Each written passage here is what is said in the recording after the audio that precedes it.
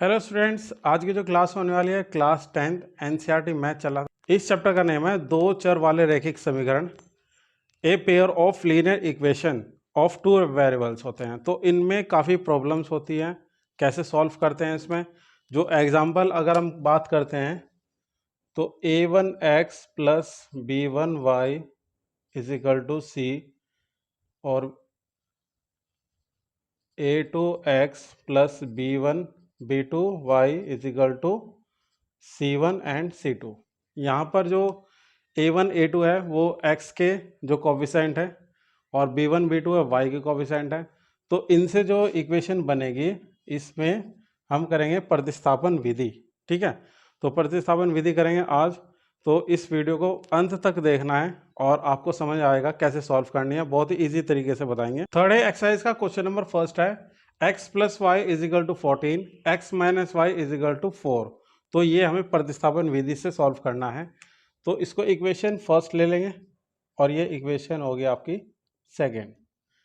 तो यहाँ लिखेंगे from equation first x minus y is equal to 4।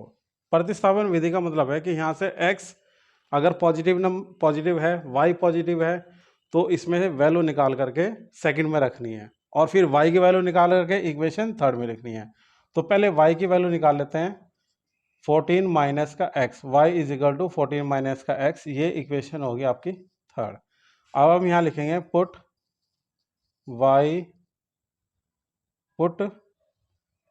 Value of y in equation second and we get. तो x minus y, equation second है आपकी x minus y और x minus, अब देखो y की वैल्यू है 14 माइनस का x, तो ब्रैकेट के अंदर ले लेंगे 14 माइनस का x इज इक्वल टू 4। तो x is equal to minus का 14 plus x is equal to 4। तो x भी प्लस का है और x भी प्लस का, तो ये कितना हो जाएगा 2x is equal to 4 plus का 14। तो यहाँ से जो वैल्यू आ गया आपकी x इज इक्वल टू 18, कितना आ गया 18 upon 2। x is equal to कितना आ गया 2 9 जा 18।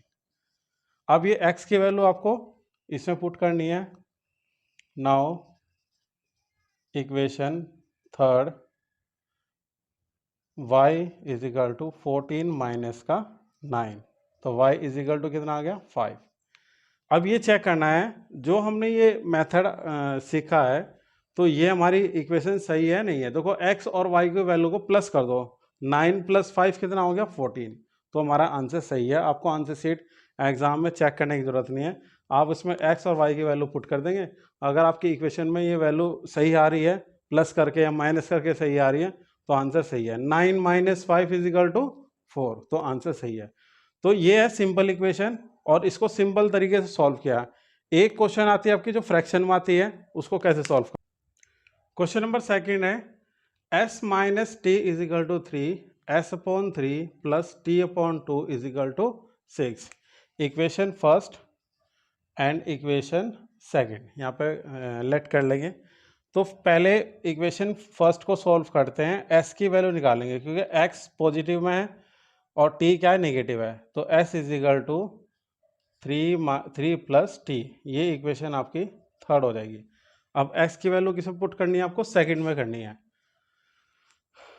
Put value of s in equation second and we get. ठीक है, तो s की वैल्यू कितनी है, अब इसको सॉल्व कर लेंगे। इस इक्वेशन को आप लीनियर इक्वेशन बना देंगे, लीनियर इक्वेशन बना लेंगे, एलसीएम ले लेंगे, यहाँ 6 हो जाएगा। 2s 3t is equal to 6। ठीक है, डिसिम्प्लाइज करके 2s plus 3t is equal to 36।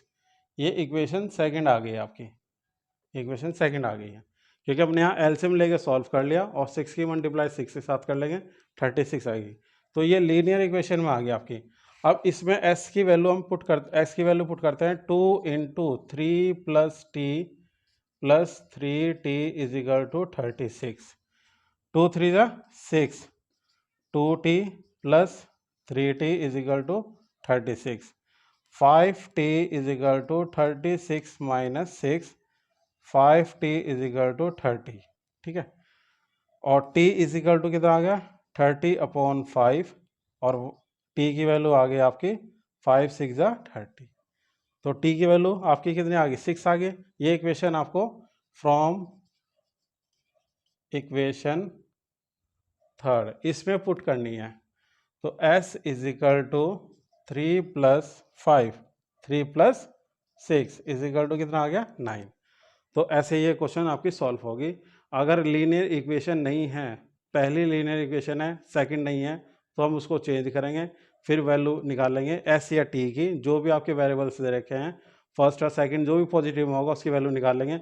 उसके बाद आप सेकंड में पुट करेंगे, जो सेकंड में हमने पुट कर दिया, यहाँ से t की वैल्यू आ जाएगी, क्योंकि सेम वेरिएबल्स होता है, ऐड करते हैं या माइनस करते हैं प्लस करते हैं, तो यहाँ पर सेकंड वेरिएबल्स की वैल्यू आ जाएगी, वो आपको थर्ड इक्वेशन में रखनी है, तो वहाँ से फर्स्ट वाले की वैल्यू आ जाएगी। तो अब इनको चेक करना है, देखो 9 माइनस का 6 इज इक्वल टू 3, 9 माइनस का 6 इज इक्वल टू 3, तो ऐसे ये प्रतिस्थापन विधि आपकी सॉल्व हो गई है। तो इस तरह से क्वेश्चन आपको करने हैं।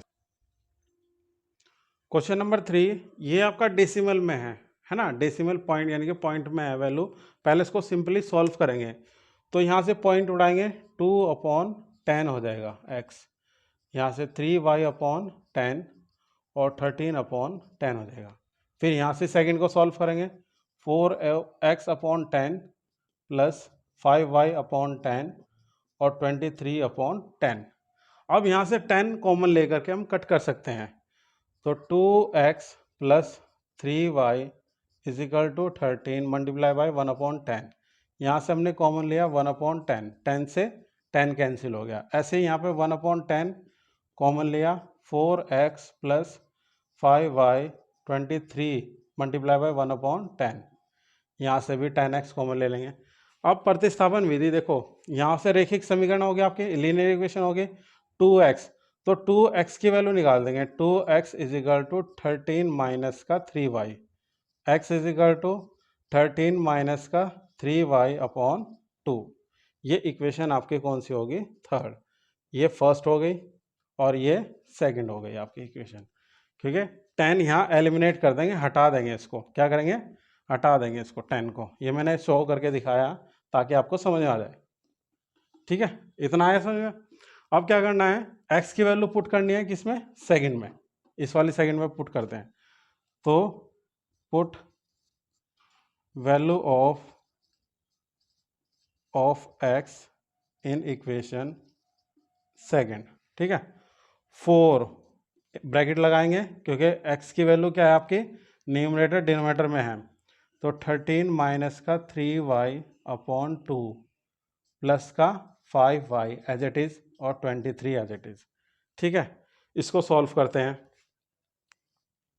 2 से 4 कैंसिल हो गया, 2 के अंदर मल्टीप्लाई करेंगे, 13 2 जा कितना हो गया 26 और 3 2 जा 6y प्लस का 5y इज इक्वल टू 23। ठीक है, माइनस और प्लस क्या होगा सब्ट्रैक्ट हो जाएगा, तो माइनस का y is equal to 23 minus का 26, माइनस का y is equal to minus का 3, minus minus cancel, y is equal to कितना आ गया 3।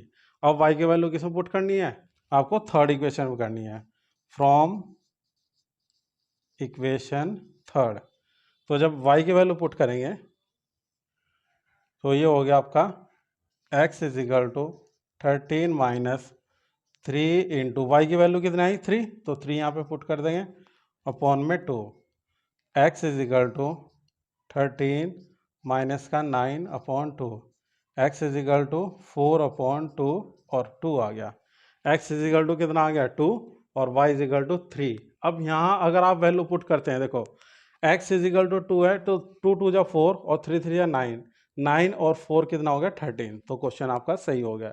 तो ऐसे आपको प्रतिस्थापन विधि से आपको क्या करना है, x और y की वैल्यू सॉल्व करनी है। पहले लीनियर इक्वेशन में उसको चेंज करेंगे, नहीं लीनियर इक्वेशन में चेंज करेंगे फिर उसको सॉल्व करेंगे। ये डेसिमल था, डेसिमल से फिर फ्रैक्शन में आया, फिर हमने लीनियर इक्वेशन में इसको सॉल्व कर लिया, क्योंकि यहाँ से 10 कॉमन ले करके हमने कट कर दिया, तो लीनियर इक्वेशन आपकी ये बच गई। तो ऐसे सॉल्व करना है आपको, कोई प्रॉब्लम नहीं हो। क्वेश्चन नंबर 4, क्वेश्चन नंबर 4 आपका रूट में वैल्यू दे रखी है, √2x plus √3y is equal to 0, √3x minus √8y is equal to 0। तो यहाँ पर इक्वेशन फर्स्ट और इक्वेशन सेकंड ले लेंगे। तो इसको सॉल्व करते हैं फर्स्ट वाली को। यहाँ से आप y की वैल्यू निकाल लो या x की वैल्यू निकाल लो, तो ये माइनस का √3y हो जाएगा। x is equal to minus का √3 अपॉन √2y।